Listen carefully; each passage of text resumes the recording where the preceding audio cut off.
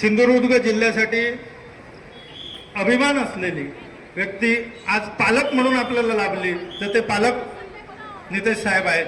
खऱ्या अर्थाने पालकत्वाची जबाबदारी त्यांनी कशी पार पाडली असेल, तर प्रत्येक वेळी त्यांना आपला जिल्ह्यातील जनता आणि आपण सर्वजण जो समाज असेल, म्हणजे देश, धर्म, समाज आणि सिंधुदुर्गच्या जिल्ह्याच्या जनतेसाठी आपला आयुष्य म्हणा किंवा आपले प्राणपण वेचण्याची ज्यांची सातत्याने तयारी असेल, असे आपले सिंधुदुर्ग जिल्ह्याचे पालकमंत्री नितेश साहेब यांच्यासाठी आपण जोरदार टाळ्या वाजवल्या पाहिजेत.